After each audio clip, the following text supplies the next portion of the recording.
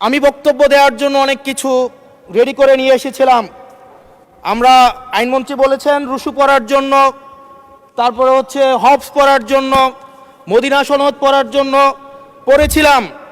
কিন্তু আন্দালিব রহমান পার্থ সাহেব যে বক্তব্য দিয়েছেন, আমরা ক্লাস 8-9-এ যে ডিবেট করতাম সেটি রিভার্টাল দিলে 20 মিনিট সময় লাগবে। মাননীয় স্পিকার, আমি ওনার বক্তব্যের রিভার্টাল দিচ্ছি। উনি বলেছেন যে আমি কোট করছি, উনি বলেছেন ৭২-এর সংবিধানের কিছু কিছু বিষয়কে ওনারা সম্মান দিয়েছেন। তার মানে কিছু কিছু বিষয়কে ওনারা সম্মান দেয় নাই।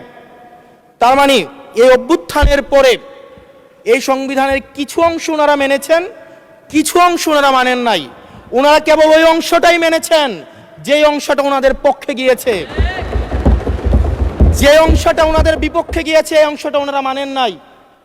মাননীয় স্পিকার, এই ধরনের প্রকৃতি সম্পন্ন যারা আছে বাংলাদেশের পার্লামেন্ট যারা দেখছেন তারা সিদ্ধান্ত নেবেন।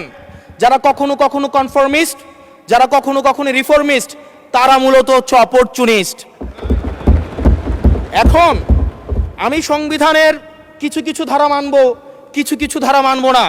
আমি কখনো কখনো সাংবিধানিক, কখনো কখনো আমি অসাংবিধানিক। মাননীয় স্পিকার, যখন ডক্ট্রিন অফ নেসেসিটির প্রশ্ন আসে, মাননীয় স্পিকার, এই এক্সিস্টিং সংবিধান অনুযায়ী যখন 7A এবং 7B বলবৎ থাকে, সেই জায়গা থেকে আইনজ্ঞরা, মাননীয় স্বরাষ্ট্রমন্ত্রী উনি থাকলে ভালো হতো। ডক্ট্রিন অফ নেসেসিটি মাননীয় স্পিকার 48-এর 3 অনুযায়ী রাষ্ট্রপতি সুপ্রিম কোর্টের মাধ্যমে একটা এই 106-এর অ্যাডভাইজরি একটা রুল আছে মাননীয় স্পিকার। এই অ্যাডভাইজরি রুলের মাধ্যমে সংবিধানের ফান্ডামেন্টাল কোনো বিষয় কম্প্রোমাইজ করা যায় না।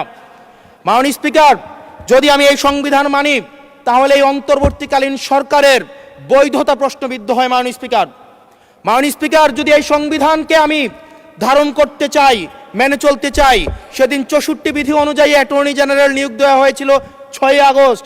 মাননীয় স্পিকার, এই সংসদে প্রশ্ন রাখতে চাই, তৎকালীন বর্তমান রাষ্ট্রপতি চুপ্পু, তখন বলা হয়েছে অ্যাটর্নি জেনারেল নিয়োগ দেওয়ার ক্ষেত্রে প্রধানমন্ত্রীর সাথে আলোচনা করতে হবে।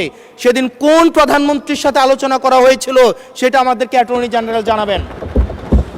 আমাদেরকে অ্যাটর্নি জেনারেল জানাবেন যেই হিয়ারিংটা হয়েছিল এই হিয়ারিংয়ে উনি উপস্থিত ছিলেন কিনা।